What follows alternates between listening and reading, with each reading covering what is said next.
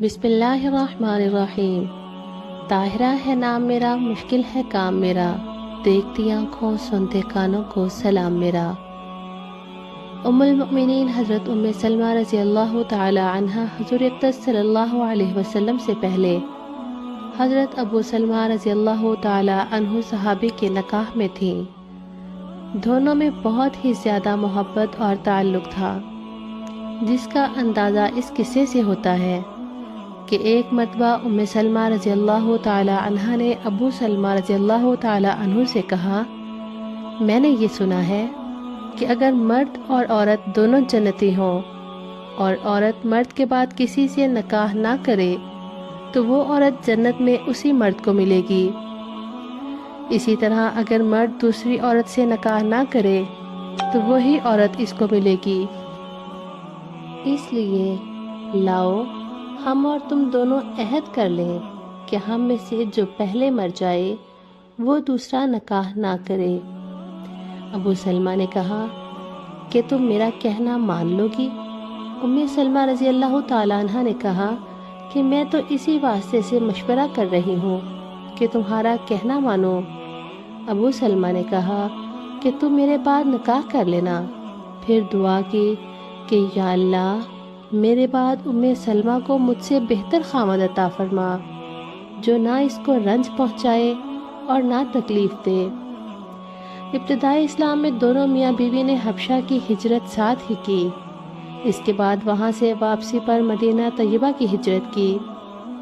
جب ابو سلمہ نے ہجرت کا ارادہ کیا تو اپنے اونٹ پر سامان لادا اور مجھے اور میرے بیٹے سلمہ کو سوار کرایا اور خود اونٹ کی نکیل ہاتھ میں لے کر چلے۔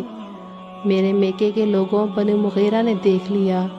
انہوں نے ابو سلمہ سے کہا کہ تم اپنی ذات کے بارے میں تو آزاد ہو سکتے ہو، مگر ہم اپنی لڑکی کو تمہارے ساتھ کیوں جانے دیں کہ یہ شہر در شہر پھرے؟ یہ کہہ کر اونٹ کی نکیل ابو سلمہ کے ہاتھ سے چھین لی اور مجھے زبردستی واپس لے آئے۔ میرے سسرال کے لوگ بنو عبید الاسد کہ جو ابو سلمہ کے رشتہ دار تھے، جب اس قصہ کی خبر ملی تو میرے میکا والوں بنو مغیرہ سے جھگڑنے لگے کہ تمہیں اپنی لڑکی کا تو اختیار ہے، مگر ہم اپنے لڑکے سلمہ کو تمہارے پاس کیوں چھوڑ دیں، جبکہ تم نے اپنی لڑکی کو اس کے خاوند کے ساتھ نہیں چھوڑا۔ یہ کہہ کر میرے لڑکے سلمہ کو بھی مجھ سے چھین لیا۔ اب میں اور میرا لڑکا اور میرا شوہر تینوں جدا جدا ہو گئے۔ خاوند تو مدینہ چلے گئے، میں اپنے میکا میں رہ گئی اور بیٹا اپنے دھیال میں پہنچ گیا۔ میں روز میدان میں نکل جاتی اور شام تک رویا کرتی۔ اسی طرح پورا 1 سال مجھے روتے گزر گیا۔ نہ میں خاوند کے پاس جا سکی، نہ بچہ مجھے مل سکا۔ ایک دن میرے ایک چچا زاد بھائی نے میرے حال پر ترس کھا کر اپنے لوگوں سے کہا کہ تمہیں اس مسکینہ پر ترس نہیں آتا کہ اس بچے اور خاوند سے تم نے جدا کر رکھا ہے، اس کو کیوں نہیں چھوڑ دیتے؟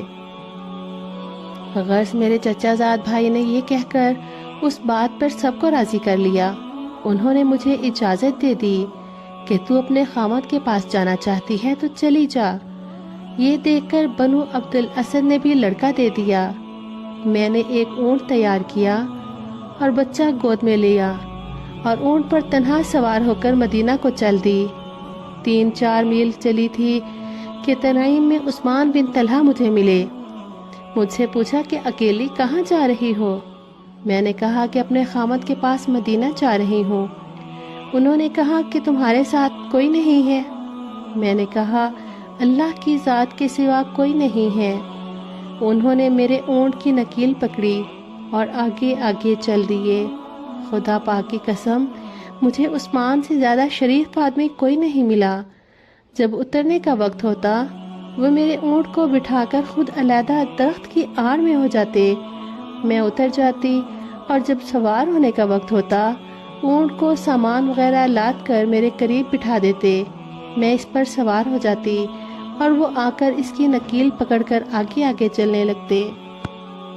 اس طرح ہم مدینہ منورہ پہنچے۔ جب قباء میں پہنچے تو انہوں نے کہا تمہارا خاوند یہی ہے۔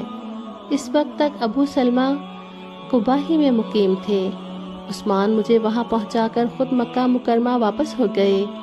پھر کہا کہ خدا کی قسم، عثمان بن طلحہ سے زیادہ کریم اور شریف آدمی میں نے نہیں دیکھا، اور اس سال میں جتنی مشقت اور تکلیف میں نے برداشت کی شاید ہی کسی نے کی ہو۔ اللہ پر بھروسہ کی بات تھی کہ تنہا ہجرت کے ارادہ سے چل دیں۔ اللہ جل شانہ نے اپنے فضل سے ان کے مدد کا سامان مہیا کر دیا۔ جو اللہ پر بھروسہ کر لیتا ہے اللہ جل شانہ اس کی مدد فرماتا ہے۔ بندوں کے دل اسی کے قبضہ میں ہیں۔ ہجرت کا سفر اگر کوئی محرم نہ ہو تو تنہا بھی جائز ہے، بشرطے کا ہجرت فرض ہو، اس لیے ان کے تنہا سفر پر شرعی اشکال نہیں۔ وآخر دعوانا ان الحمد للہ رب العالمین۔